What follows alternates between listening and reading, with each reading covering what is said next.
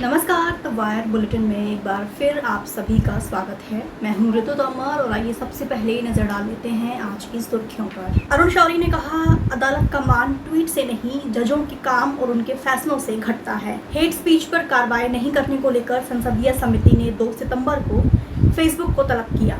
तेलंगाना के hydro electric संयंत्र में आग लगने से फंसे सभी 9 लोगों के शव बरामद और देश भर में कोरोना वायरस के मामले 29 लाख के पार। और खबरें विस्तार से। सुप्रीम कोर्ट के वरिष्ठ वकील प्रशांत भूषण के 2 ट्वीट्स के चलते उन्हें अदालत की अवमानना का दोषी ठहराए जाने के बीच पूर्व केंद्रीय मंत्री, पत्रकार और लेखक अरुण शौरी का कहना है कि अगर सुप्रीम कोर्ट किसी टिप्पणी की वजह से अपमानित होता है तो उसे उस व्यक्ति को कानून के मुताबिक अपनी बात साबित करने का एक मौका जरूर देना चाहिए, क्योंकि सत्य ही बचाव है।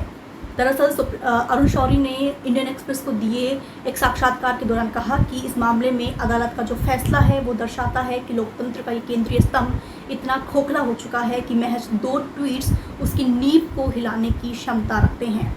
इस दौरान शौरी ने यह भी कहा कि सुप्रीम कोर्ट खुद को सुरक्षित नहीं रख सकता तो ऐसे में वो नागरिकों की सुरक्षा कैसे करेगा। शौरी ने यह कहा कि सुप्रीम कोर्ट की नींव इतनी खोखली हो चुकी है कि महज 2 ट्वीट उसे हिलाने की क्षमता रखते हैं।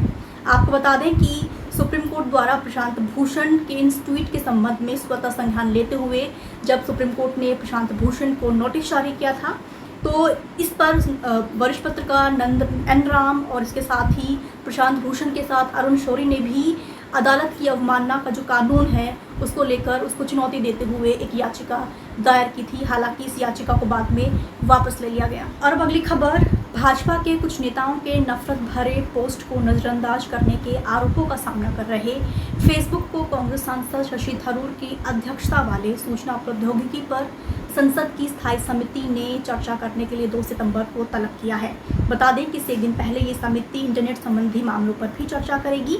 इस बैठक में नागरिकों के अधिकारों की सुरक्षा, इसके साथ ही ऑनलाइन सोशल मीडिया मंचों के दुरुपयोग पर रोक लगाना और इसके साथ ही विशेष रूप से महिलाओं की डिजिटलीकरण सुरक्षा पर भी बात की जाएगी, इस पर चर्चा की जाएगी। आपको ये भी बता दें कि बैठक की जो ये अधिसूचना है दरअसल उसी दिन जारी की गई जब सूचना प्रौद्योगिकी संसदीय समिति के प्रमुख शशि थरूर को उनके पद से हटाने के लिए भाजपा सांसद निशिकांत दुबे ने लोकसभा अध्यक्ष ओम बिरला को पत्र लिखकर उनसे मांग की थी कि इस समिति के अध्यक्ष पद से शशि थरूर को हटा दिया जाए।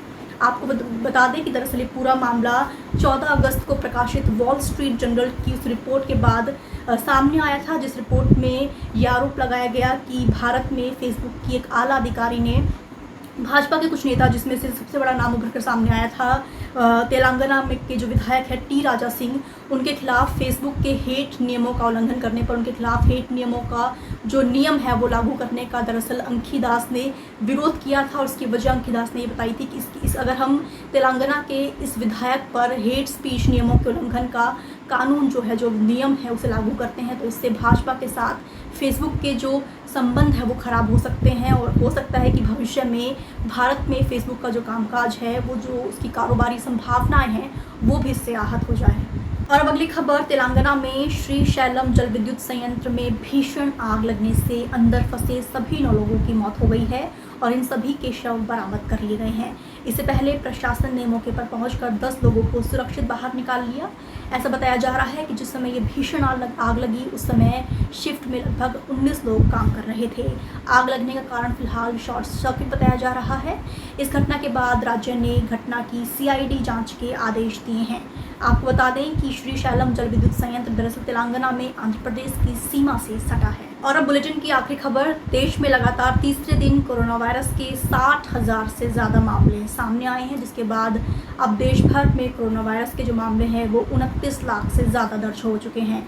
इसके बाद देश भर में कोरोना वायरस से 55,000 से ज़्यादा मौतें हो चुकी हैं। अब अगर बात करें दुनिया भर की तो दुनिया भर में कोरोना वायरस के 2.29 करोड़ से ज़्यादा मामले दर्ज हो चुके हैं, जबकि दुनिया भर में कोरोना वायरस से 60 लाख से ज़्यादा मौतें हो चुकी हैं। अब अगर मैं बात करूं अमेरिका की, जो अमेरिका दुनिया भर में कोरोना वायरस से सर्वाधिक संक्रमित देश है, तो अमेरिका में कोरोना वायरस के 57 लाख से ज़्यादा मामले दर्ज हुए हैं, जबकि वहाँ पर मृतकों की जो संख्या है वो 1,77,000 से ज़्यादा बताई जा रही है। ब्राज़ील दूसरे नंबर पर है। ब्राज़ील में अब तक 35 लाख से ज़्यादा कोरोना के मामले दर्ज हुए हैं, जबकि वहाँ पर जो मृतकों की संख्या है वो 1,12,000 से ज़्यादा बताई जा रही है।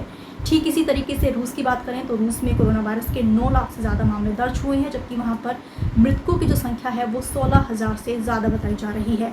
दक्षिण अफ्रीका की बात करें तो वहाँ पर 5 लाख से ज़्यादा मामले हैं, जबकि वहाँ पर मृतकों की जो संख्या है वो 12,000 से ज़्यादा बताई जा रही है। स्पेन की अगर हम बात करें तो स्पेन में कोरोना वायरस के 4 लाख से ज़्यादा मामले अब तक सामने आए हैं, जबकि स्पेन में कोरोना वायरस से अब तक 28,000 से ज़्यादा लोग दम तोड़ चुके हैं। ठीक इसी तरीके से ब्रिटेन में कोरोना वायरस के 3 लाख से ज़्यादा मामले अब तक सामने आ चुके हैं, जबकि ब्रिटेन में कोरोना वायरस से 41,000 से ज़्यादा मौतें हो चुकी हैं। आज बुलेटिन में सिर्फ इतना ही। देश दुनिया की तमाम खबरों के लिए आप द वायर की हिंदी, अंग्रेजी, उर्दू और मराठी वेबसाइट से जुड़े रहें। तब तक के लिए शुक्रिया, नमस्कार। द वायर के और वीडियोस देखने के लिए सब्सक्राइब करें और बेल आइकन पर क्लिक करें।